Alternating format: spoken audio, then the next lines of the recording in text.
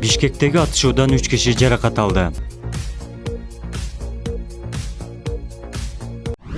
Борбор калаанын батыш тарабында ок атылып окуя болгон жерге милиция анын чоо жайын тактап жатат. Бишкекте болгон атышуудан Бишкек шаардык травматология жана илим изилдөө борборуна ок тийген 3 киши кайрылды. Бул тууралуу Спутник агенттигинин кабарчысынан нөөмөттөгү дарыгер билдирди. Буга чейин Асаналиев жана Гагарин көчөлөрүнүн кесилишинде ок атылганы маалымдалып, 4 машина жабыркаганы айтылган. Ишенимдүү кишинин айтымында уюшкан кылмыштуу топтун мүчөлөрү жаңжалдаша кетип, 3 киши түрдүү жаракаттарды алган. Милиция окуя болгон жерде ыкчам иликтөө аракеттерин көрүп жатат. Атышуу болду деген жерден гильзар табылган.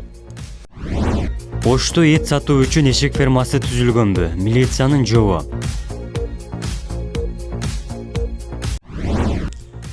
Эшекстан. Мына кыргыздын баары этинен чучук жеп атышат. Кош, мады.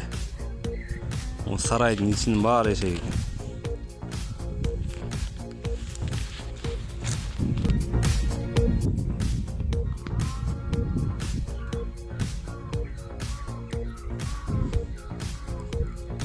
Sırtında kançası жүрөт, içinde kançası жүрөт.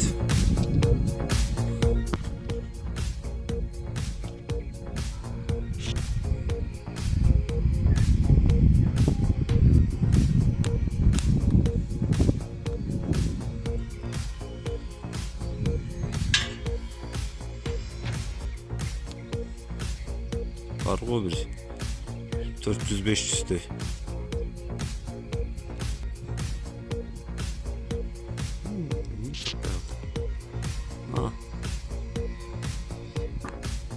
Облустук милиция ветеринардык органдар, жергиликтүү бийлик жана жеке көзөт ишканасы менен текшерүү иштерин жүргүзүп, миңдей эшек багылган ферма бар экенин аныкташкан. Ош облустук милиция Мада айылындагы эшек фермасы тууралуу социалдык тармакта тарап жаткан видео эски экенин түшүндүрдү. Белгилей кетсек, учурда мессенджерлерде 500дөй эшек багылып жаткан ферма тууралуу видео тарап жатат. Аны тараткан киши эшектердин эттери базарларда сатылып жатышы ыктымал деген божомолун билдирген. Облустук милиция ветеринардык органдар, жергиликтүү бийлик жана жеке көзөт ишканасы менен текшерүү иштерин жүргүзүп, жыйынтыгында чынын деле миңдей эшек багылган ферма бар экени аныкталган. Бирок милиция аталган жерде эшек союлуп, эти сатылып жатканы боюнча далил табылган эмес. Териштирүү учурунда укук коргоо органдары аталган видео 2015-жылы тартылганын аныкташкан. Учурда жалган маалыматтарды ким тараткандыгы иликтенүүдө.